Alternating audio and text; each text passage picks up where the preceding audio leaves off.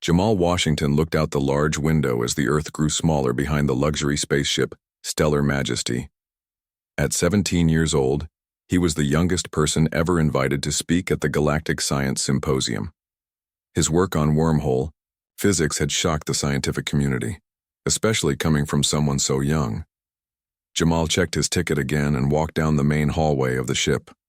The blue VIP pass hung around his neck, swinging slightly as he pulled his small suitcase. Most of the other passengers were still finding their rooms, but Jamal wanted to see the famous observation deck before it got crowded. The doors to the VIP section slid open with a soft hiss. Jamal stepped through into a room with curved glass, walls that showed the stars all around. Only a few other passengers were there, mostly diplomats and wealthy business people. Jamal found his assigned seat, a comfortable chair with his name displayed on a small screen. He sat down and pulled out his tablet to review his presentation notes. "Excuse me, human. I believe you are in the wrong section." Jamal looked up. A tall alien with pale blue skin and 4 arms stood over him. The alien wore expensive clothes covered in shining metals and pins. Jamal recognized the species, a Crixian, one of the oldest space-traveling races in the galaxy. "No, sir. This is my assigned seat." Jamal pointed to the screen with his name. The Crixian, Ambassador Zelthor, narrowed his 3 eyes. "There must be some mistake. This section is for important passengers only." He waved one of his 4 hands dismissively. "The regular human section is 2 decks below." Jamal took a deep breath. This wasn't the first time someone had judged him by his appearance. "Sir, I'm a speaker at the Galactic Science Symposium. My pass and ticket are in order." The Crixian made a sound like rocks grinding together, a laugh. "A human child? Speaking at the symposium? I find that hard to believe." 2 other Crixians joined the ambassador, both wearing security uniforms. They looked down at Jamal with the same dismissive expression. "Is there a problem, Ambassador Zelthor?" one of the security guards asked. "This human child claims to be a symposium speaker and refuses to give up this VIP seat," the ambassador said. "I was promised the best accommodations on this journey." "Sir," Jamal said calmly, "there seems to be a misunderstanding. I was assigned this specific seat because of my presentation slot at the symposium. I'm sure there are other available seats." The ambassador's skin darkened with anger. "I will not be told where to sit by a human child. Security, remove him." The security guard stepped closer. Other passengers watched but said nothing. Humans were still new to the galactic community, and many older species like the Crixians still saw them as primitive newcomers. "Please check my credentials," Jamal said, holding up his pass. "I'm Jamal Washington, presenting on wormhole stabilization mathematics." The first security guard barely glanced at the pass. "Ambassador Zelthor is a level 1 diplomat. His comfort takes priority over symposium attendees. You need to find another seat." "But this is my assigned seat," Jamal insisted. The second guard put a hand on Jamal's shoulder. "If you continue to refuse, we will remove you from the ship at the next station." Jamal remained calm, despite his racing heart. "May I make a call before we continue this discussion?"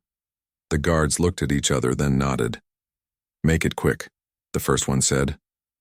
Jamal pulled out his communication device and dialed. The guards and the ambassador watched with amused expressions, clearly thinking nothing would come of this call. "Dad? I have a situation on the Stellar Majesty," Jamal said when the call connected. On the small screen, Dr. Marcus Washington appeared. He was in his office at Washington Interstellar Technologies headquarters, surrounded by models of various spacecraft engines. "What's happening, son?" Dr. Washington asked, immediately concerned. "There's an ambassador who wants my assigned seat in the VIP section. The security team is threatening to remove me from the ship." Jamal kept his voice steady as he explained the situation. Dr. Washington's expression remained calm. "I see. Put the security team on, please." Jamal handed the device to the nearest guard. "My father would like to speak with you." The guard took the device with a dismissive gesture, but his expression quickly changed as he looked at the screen. "Yes, sir. I understand, sir." "No, sir. We were not aware." His voice trailed off as he listened. Ambassador Zelthor frowned. Who is he talking to? The second guard looked increasingly uncomfortable. Sir, I think we should check the passenger. Manifest again. The first guard handed the device back to Jamal, his hand slightly shaking.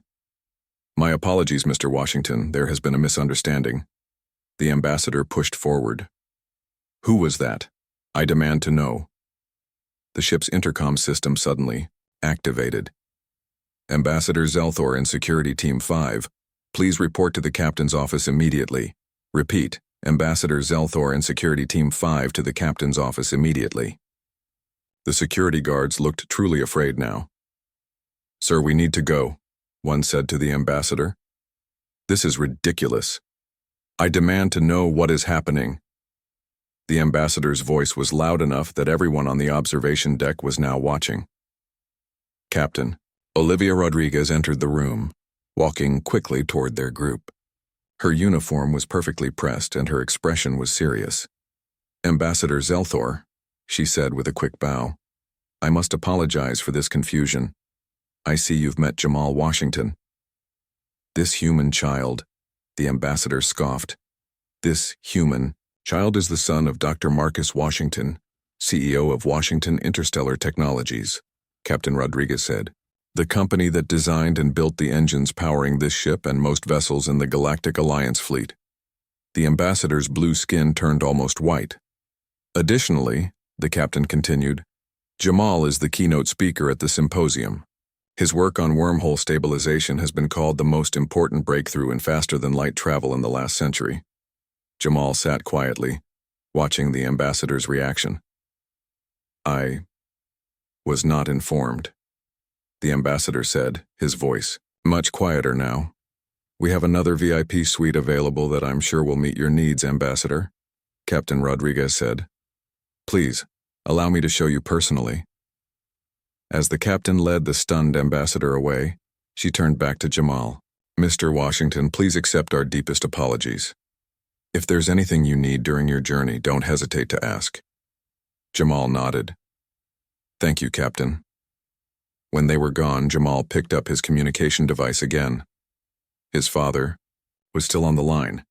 Everything okay now, son? Dr. Washington asked. Yes, Dad, thank you. Remember what I always tell you, his father said with a small smile. Sometimes the best response isn't anger or force. It's excellence, Jamal finished. I know, Dad. After saying goodbye, Jamal looked back out at the stars. This wasn't the first time he'd faced people who judged him before knowing him. And in the world of interstellar politics and science, it probably wouldn't be the last. But as Earth disappeared from view and the ship accelerated toward the symposium, Jamal felt ready for whatever challenges lay ahead. The news about what happened with Jamal and Ambassador Zelthor spread quickly through the Stellar Majesty. By dinner time, passengers were pointing and whispering when Jamal walked into the main dining hall. He tried to ignore the attention as he found an empty table near the back of the room. Is this seat taken? Jamal looked up to see a young woman about his age. She had dark curly hair and wore the blue uniform of the ship's junior staff. No, please join me, Jamal said. I'm Nicole Garcia. I work in the ship's science lab, she said as she sat down. I heard what happened on the observation deck. The whole crew is talking about it. Jamal sighed. I was hoping it wouldn't become such a big deal. Nicole smiled. When the son of Marcus Washington puts an ambassador in his place, it's definitely going to be a big deal. She leaned forward. Is it true you're presenting research on wormhole stabilization at the symposium? Before Jamal could answer, his communication device buzzed. Excuse me, he said to Nicole as he checked the message. It was from the captain, asking him to come to her office after dinner. Everything okay? Nicole asked. I'm not sure. The captain wants to see me. Jamal tried to hide his worry. Had the ambassador complained? Was he in trouble now? Nicole saw his expression. Don't worry. Captain Rodriguez is fair. She won't let an ambassador push her around, even a Crixian one. They finished their meal, talking about science and life on Earth. Nicole had grown up on a space station and had never visited Jamal's home planet.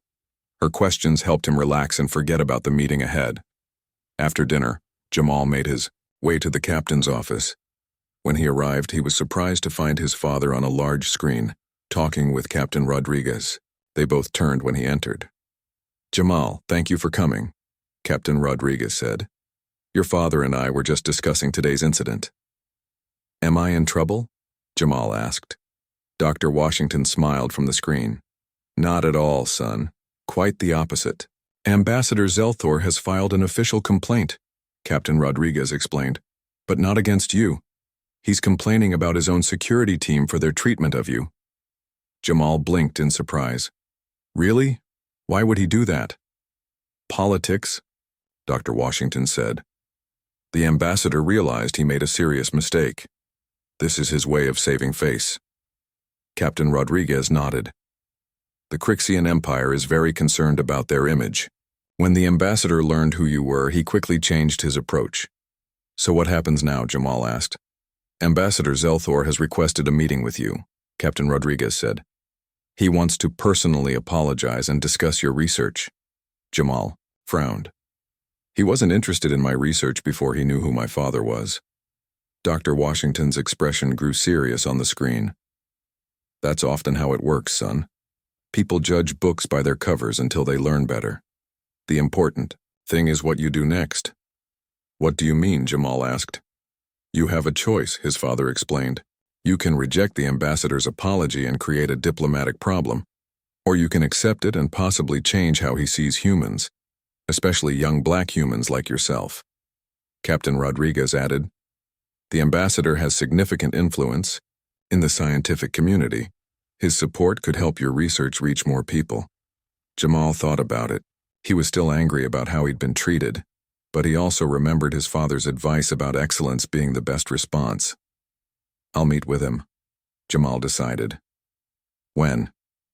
"He's waiting in the diplomatic lounge," Captain Rodriguez said.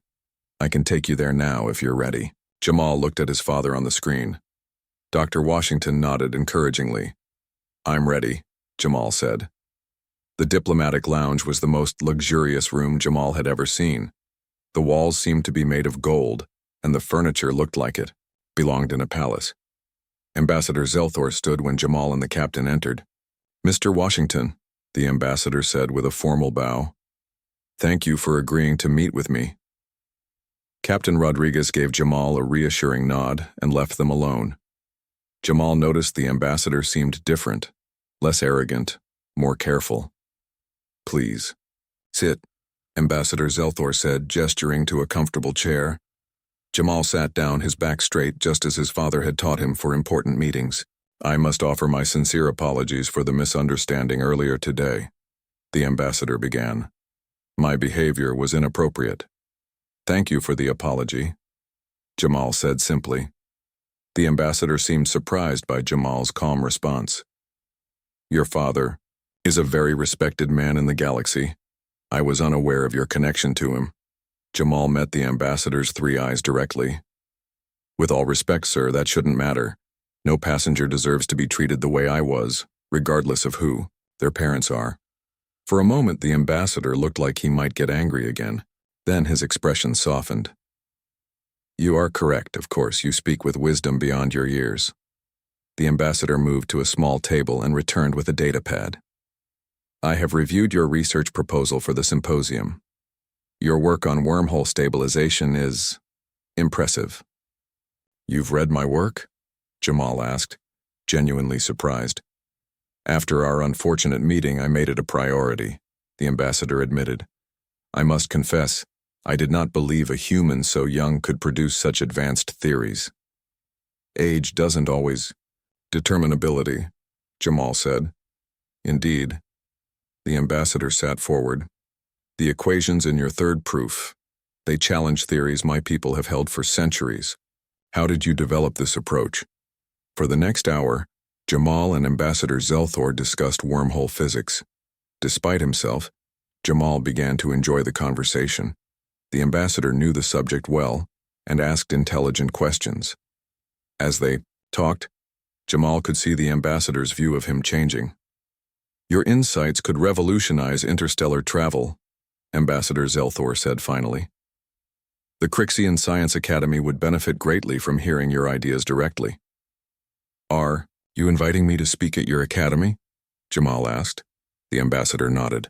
After your presentation at the symposium, of course. My government would cover all expenses. I'd need to discuss it with my father, Jamal said. Naturally. The ambassador stood. I have taken enough of your time today, but I hope we can continue our discussion during the journey. As Jamal left the diplomatic lounge, he felt different than when he entered. What had started as one of the worst experiences of his space travels had somehow turned into an opportunity. His father had been right. Sometimes answering disrespect with excellence opened doors that might otherwise remain closed. Back in his room, Jamal called his father to tell him about the meeting. As he described how the ambassador had changed, Jamal realized something important was happening, not just for him but potentially for how humans were seen in the galaxy. Morning came on the Stellar Majesty with the soft chime of the ship's day cycle beginning. Jamal woke up feeling better than he had the day before. His talk with Ambassador Zelthor had gone well, and he was looking forward to the rest of the journey to the symposium. Jamal got dressed and checked his communication device. There was a message from Nicole inviting him to visit the ship's science lab. He smiled and replied that he would come after breakfast. The dining hall was crowded when Jamal arrived. As he walked in, he noticed something different. The other passengers were no longer just staring and whispering. Now many nodded to him with respect. A few even smiled. Word had spread about his meeting with the ambassador. As Jamal filled his plate at the food station, a voice spoke behind him. Mr. Washington, good morning. Jamal turned to see Captain Rodriguez. Good morning, Captain. I hope today finds you better than yesterday, she said. Much better, thank you, Jamal replied. The captain lowered her voice. I wanted to let you know that what you did made an impression. Ambassador Zelthor spoke highly of you at the officers' dinner last night. He did? Jamal was surprised. Yes, and that's not all. Captain Rodriguez handed him a data pad. This message came from Galactic Alliance headquarters this morning. They want to broadcast your symposium presentation across all member worlds. Jamal's eyes widened as he read the message. This was a huge honor. Usually only the most senior scientists got their talks broadcast to the entire alliance. This is because of you, Captain Rodriguez said. Your handling of yesterday's situation has made you something of a symbol. A symbol of what? Jamal asked. Of what humanity brings to the galactic community, she explained. Dignity, intelligence, and forgiveness. These are qualities many older species respect. Before Jamal could respond, his communication device buzzed. It was a reminder about his visit to the science lab.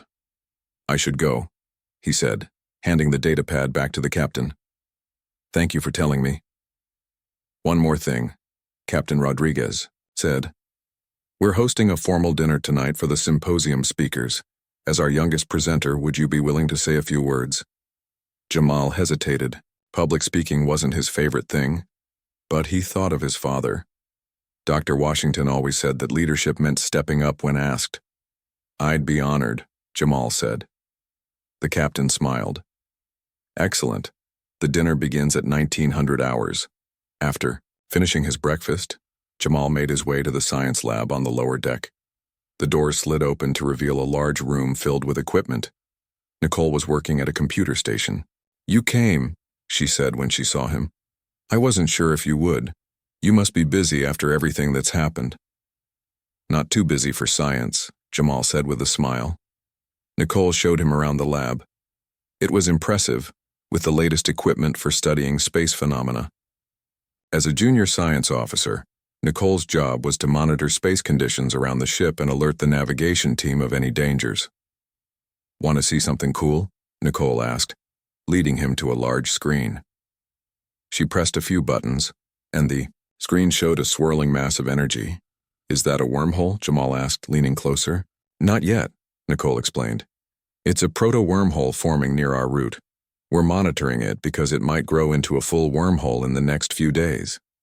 Jamal studied the readings on the screen. These energy patterns are similar to the ones in my research.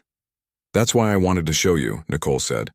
When I heard about your work, I thought you might be interested. Our instruments have been collecting data for the past week. Jamal was excited. This data could help prove my theories. Could I get a copy? Better than that, Nicole said. How would you like to help me monitor it? You could use our equipment to gather specific data for your research. Really? That would be amazing, Jamal said. They spent the next few hours setting up experiments and analyzing the proto-wormhole. Time flew by as they worked. Nicole was smart and knew the equipment well. Jamal found himself enjoying her company as much as the research. You know, Nicole said as they took a break, I've never met someone my age who understands this stuff like I do. Most people think I'm weird for loving science so much. I know that feeling, Jamal said. At my school, I was always the odd one out. Too young for the advanced classes, too advanced for the regular ones. Nicole nodded. Exactly. It's like being stuck between worlds. That's why I'm excited about the symposium, Jamal said. Finally meeting people who understand my work. Their conversation was interrupted by an alert from the main console.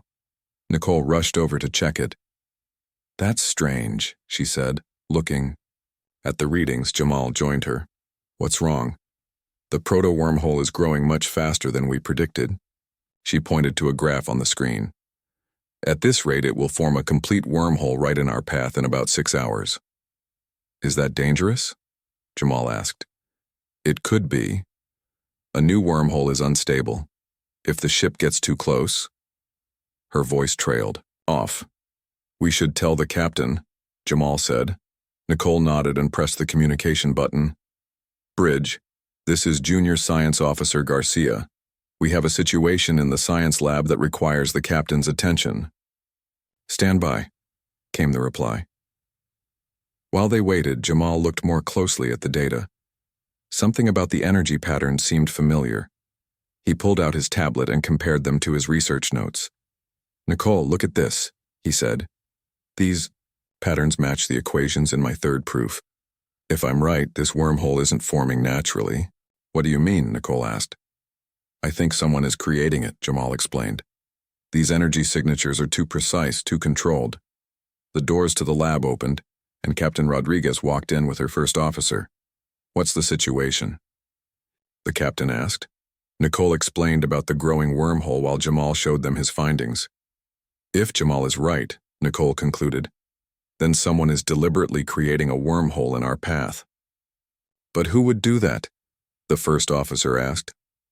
And why? Jamal thought for a moment. Maybe it's not meant to harm the ship. What if someone is trying to send us a message? Captain Rodriguez looked skeptical. A message? The wormhole is forming in a very specific pattern, Jamal explained. It's not random. I think it's a code. As the captain considered this, Jamal's communication device buzzed. It was a message from Ambassador Zelthor, asking to meet him urgently. Captain, Jamal said, I think Ambassador Zelthor might know something about this. Captain Rodriguez looked at Jamal with concern. Why do you think Ambassador Zelthor knows something about this wormhole? I'm not sure, Jamal admitted. But the timing of his message seems strange. The captain nodded. Let's find out. I'll come with you to meet him. Nicole stepped forward. I should stay here and monitor the wormhole. I'll send updates to both of you. Jamal and Captain Rodriguez left the science lab and headed to the diplomatic section of the ship. As they walked, Jamal explained more about his wormhole theory to the captain. So you believe someone is using technology based on your research? Captain Rodriguez asked. It's possible, Jamal said. The energy patterns match my equations too perfectly to be a coincidence. When they reached the ambassador's quarters, Jamal sent a message that they had arrived. The door opened almost immediately. Ambassador Zelthor looked relieved to see them. Mr. Washington, thank you for coming so quickly, the ambassador said. Then he noticed Captain Rodriguez. Captain, I did not expect you as well. We need to discuss something important, the captain said. There's a wormhole forming near our ship. The ambassador's 3 eyes widened. Then it is true. Come in quickly. Inside the ambassador's luxurious room, A large screen showed the same proto-wormhole that Jamal and Nicole had been studying. Several other Crixians were gathered around it, talking in their own language. "What is going on, Ambassador?" Captain Rodriguez demanded. Ambassador Zelthor turned to Jamal. "Mr. Washington, I received a message from the Crixian Science Academy 1 hour ago. They detected unusual energy readings near your ship and contacted me immediately." "Why would they contact you about that?" Jamal asked. The ambassador hesitated before answering. "Because they believe the energy signature matches theoretical work that was stolen from our archive 6 months ago." Captain Rodriguez crossed her arms. "Are you suggesting someone on my ship is responsible?" "Not at all," the ambassador said quickly. "But I believe someone is using stolen Crixian research to create this wormhole." Jamal frowned. "The patterns I saw match my own work, not Crixian theories." Ambassador Zelthor looked surprised. "That's impossible. These energy signatures clearly match our classified research." "Show me your data," Jamal said. The ambassador hesitated, then nodded to one of the other Crixians. The alien brought over a data pad and handed it to Jamal. As Jamal studied the information, his expression changed from confusion to understanding. "This is interesting," he said finally. "Your research and mine reach similar conclusions but through different methods." "What does that mean?" Captain Rodriguez asked. "It means both the Crixian Science Academy and I independently discovered the same principles of artificial wormhole creation," Jamal explained. "But someone else is now using this knowledge." Ambassador Zelthor looked skeptical. "You expect me to believe a human teenager independently discovered what took our best scientists decades?" Before Jamal could answer, his communication device buzzed. It was a message from Nicole with new data about the wormhole.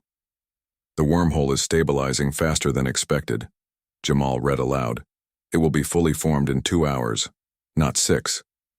We need to change course immediately," Captain Rodriguez said. "Wait," Jamal said, studying the new data. "The wormhole's position has shifted. It's no longer in our direct path, it's positioning itself parallel to our route." "What does that mean?" the ambassador asked. "I think whoever is creating it doesn't want to threaten the ship," Jamal said. "They want us to observe it." Captain Rodriguez looked unconvinced. "Or they're trying to lure us closer." Jamal thought for a moment. "Nicole sent some additional readings. There's a pattern in the energy fluctuations." He showed them the screen. "It's repeating in a specific sequence." "It's a message," one of the other Crixians said, speaking for the first time. "This pattern is similar to old Crixian communication codes." Ambassador Zelthor studied the pattern. "He's right, but it's not exactly our code. It's been modified." "Can you decode it?" Jamal asked. The ambassador shook his head. "Not completely, but I recognize parts of it. It seems to be saying something about meeting or arrival." Jamal had an idea. "What if we send a response? If someone is trying to communicate, we should answer." "That could be dangerous," Captain Rodriguez warned. "We don't know who's on the other side." "But we need to find out," Jamal argued. "If someone has combined Crixian research with my theories, they could be creating something revolutionary or something very dangerous." After a moment of thought, Captain Rodriguez nodded. "What do you propose?" "We should go back to the science lab," Jamal said. "Nicole and I can work with the ambassador's team to send a response through the wormhole." They returned to the science lab, where Nicole was still monitoring the wormhole. She looked up in surprise when she saw the group of Crixians with Jamal and the captain. "The wormhole is almost fully formed," she reported, "and it's definitely artificial." Jamal quickly explained their plan. Nicole looked excited by the challenge. "We can use the ship's subspace transmitter to send a signal," she suggested. "But what should we say?" "A simple greeting," Jamal said. "Let them know we received their message and want to talk." The Crixian scientists worked with Nicole to modify the ship's transmitter, while Jamal and Ambassador Zelthor discussed the best message to send. "We should identify ourselves clearly," the ambassador suggested. "The Stellar Majesty carrying delegates to the Galactic Science Symposium." Jamal nodded. "And we should ask for their identity too." Once everything was ready, Captain Rodriguez gave the order to send the message. The ship's transmitter hummed as it directed a specific signal toward the wormhole. For several tense minutes, nothing happened. Then the wormhole's energy pattern changed. New data began streaming onto the lab screens. We're receiving a response, Nicole called out. Everyone gathered around the main screen as the message was decoded. The words appeared slowly. Greetings, Stellar Majesty. We are the research vessel Horizon from Earth. We have been testing a new wormhole drive based on theories by Dr. Jamal Washington. Request permission to emerge from wormhole and dock with your vessel. Jamal stared at the screen in shock. That's impossible. I'm Jamal Washington, and I never developed a wormhole drive. Could it be your father's company? Captain Rodriguez asked. Jamal shook his head.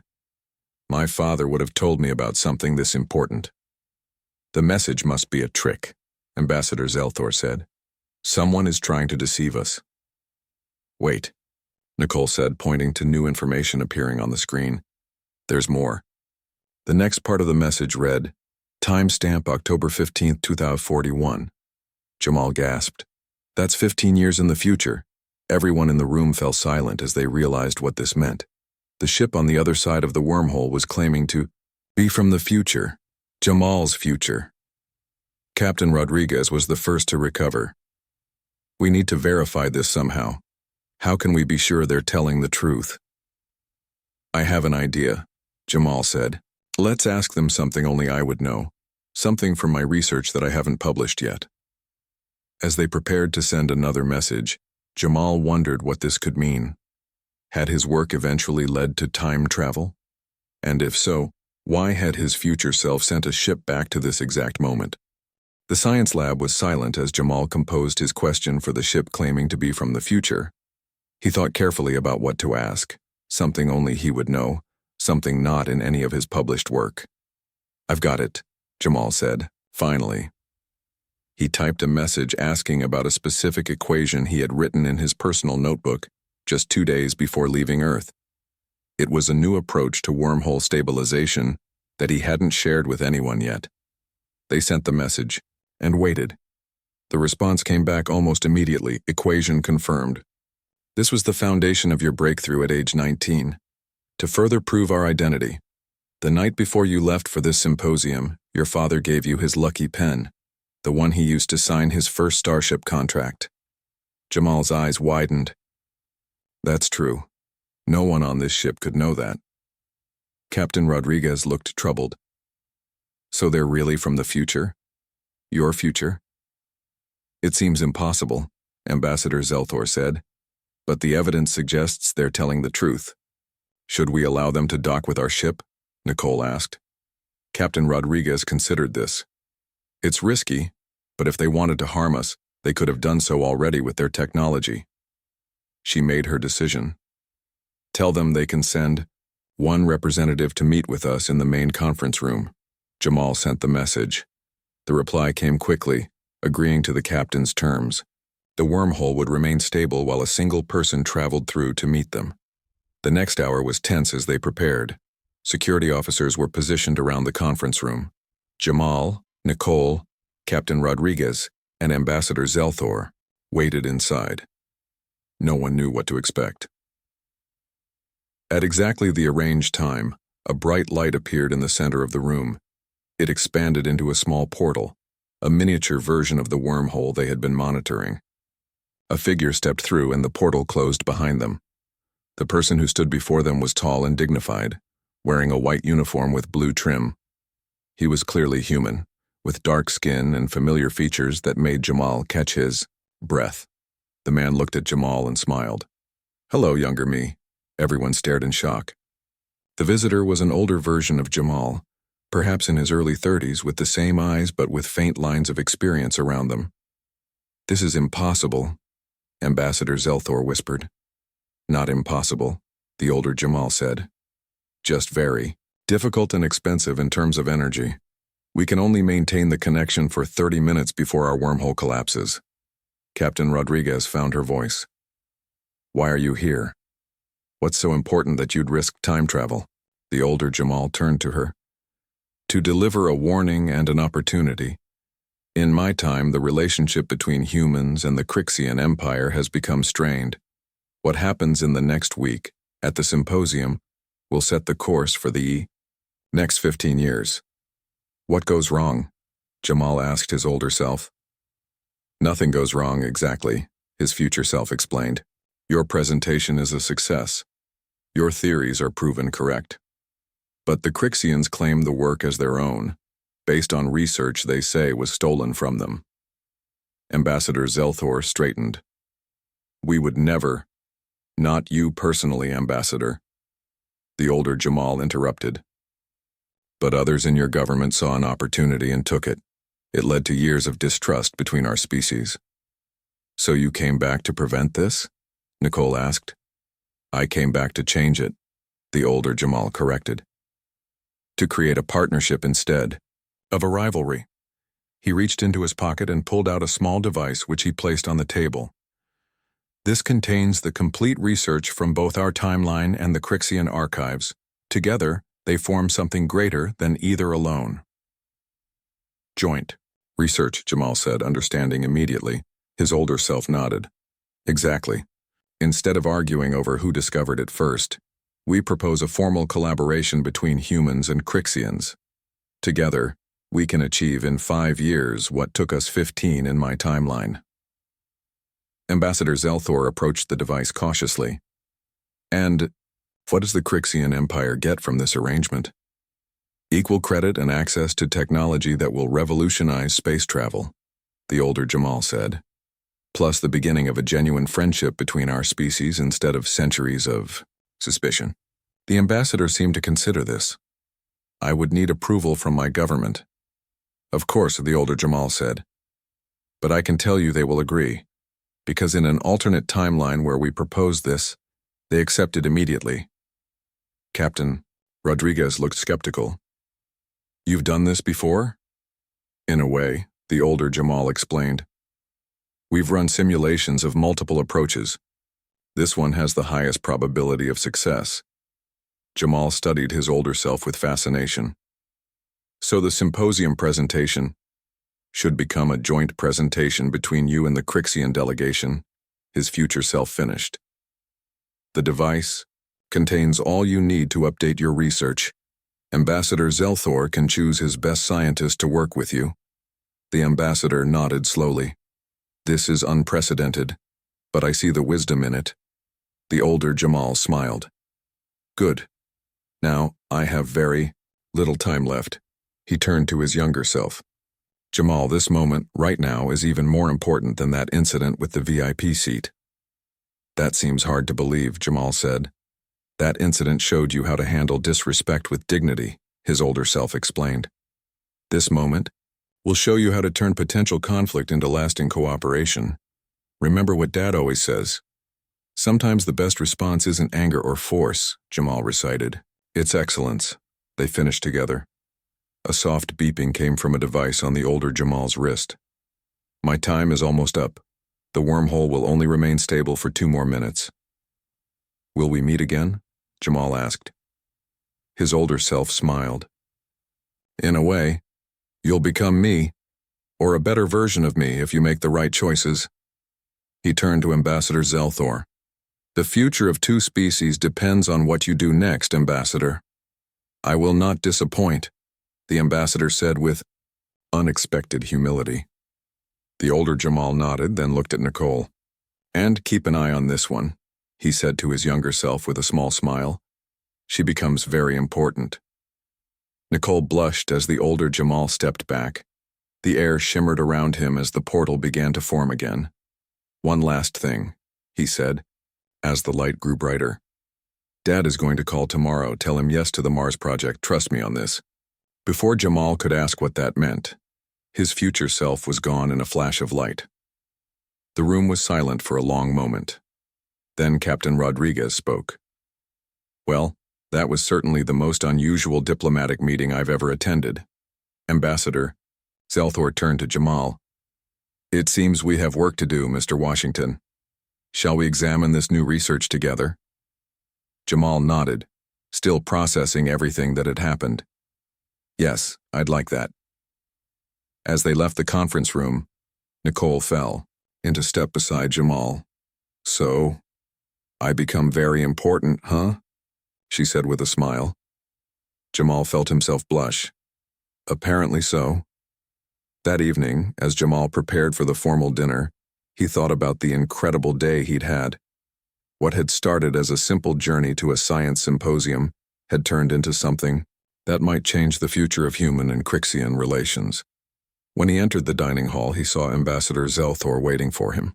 Together, they walked to the captain's table, already planning how they would transform their separate research into something greater than either could have created alone.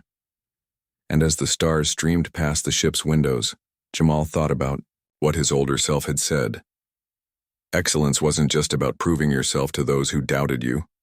Sometimes it was about finding ways to work together, even with those who once looked down on you. That perhaps was the greatest lesson of all